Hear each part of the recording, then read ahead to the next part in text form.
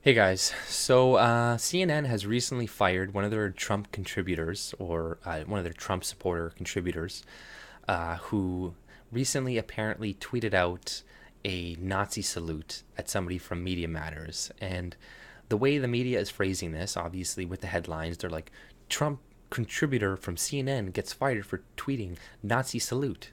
And right away, like they understand that majority of people only read the headlines, right? They don't actually read the article.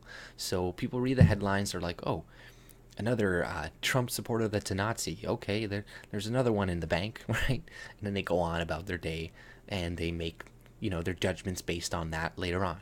So, you know, they always do this. They they clearly like pretty much lie essentially within their titles. Like that whole anti-diversity memo that a guy, it wasn't an anti-diversity memo that James Damore guy was that he wrote, right? It wasn't an anti-diversity manifesto.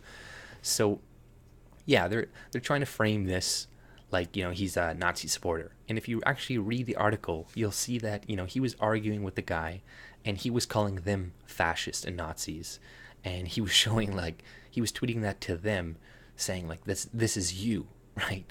He wasn't endorsing Nazism.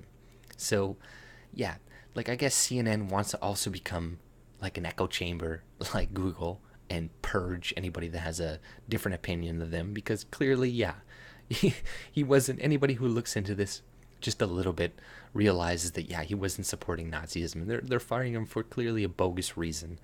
They obviously wanted to get rid of him for some other reason, maybe because he supports Trump or whatever.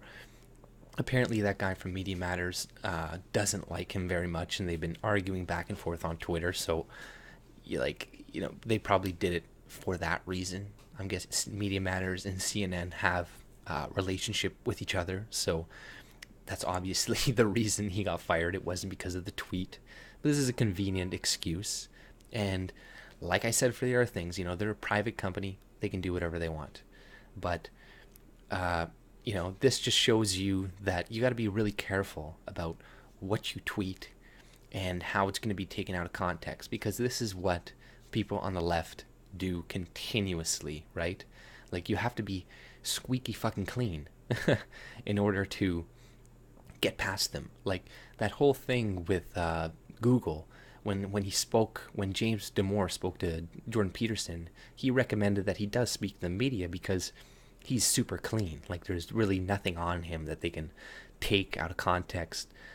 Well, they already have, right? Like they completely lied about him, right? The whole anti-diversity, like he never said anything about anti-diversity, but it's going to be really hard for them to make him look bad. But I see a lot of people on Twitter or whatever that aren't like racist people, but they tweet a bunch of shit ironically.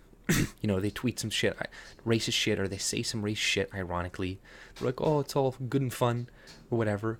But what they don't realize is that that will be taken out of context later on, and they will be made to look very bad, and people will that you could have reached earlier are not going to listen to you, right? The people that you could have reached. So by tweeting like Nazi salutes like on purpose, and like where you are endorsing it or saying like racist shit on purpose, just to get reactions, and you don't really mean it. It's like that's not a smart thing to do, and I see a lot of people do that.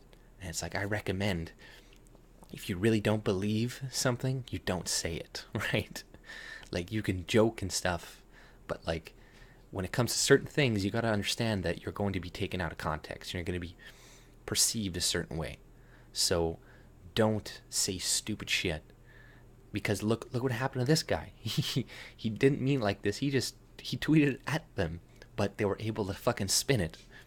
And there a lot of people are going to think of this guy as like a Nazi supporter after this, right? Or somebody endorses Nazism because yeah, they already believe what the fuck CNN says, and they're in their own little bubble. They're not going to look at the actual, like I said, they're not going to read the actual article. And if they do, if some people do, like the way that the media does lie on their headlines, like does lose support for more moderate people, because they're going to read it and they're going to be like, and then they're going to read the article and they're going to be like, okay, that's not what happened. right? Like clearly you're just saying like this is just clickbait, right? Just for money. So you lose respect from people when you're just releasing clickbaity articles, just trying to get like clicks or views and shit. So I recommend they like switch up their strategy a little bit for that, because I think in the long run it's going to lose them more support, but in the short run it does what they need them to do. It does what it needs them to do. It makes people in the short run think this guy's a Nazi or whatever. And I don't really care if this guy loses his job. I don't know who he is. I don't give a fuck. He's probably rich, probably has a lot of money. He'll be fine.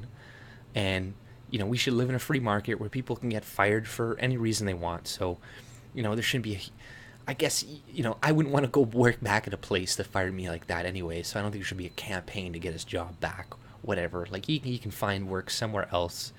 He can do something in the alternative media, and let the free market deal with it. And I guess maybe he may have justification for a lawsuit too. I have no idea, but I don't think that's the correct course to take. You should always take the higher road, I think, if possible. But that's all I pretty much had to say on the subject. And if you like my content, subscribe and have a great day. See ya.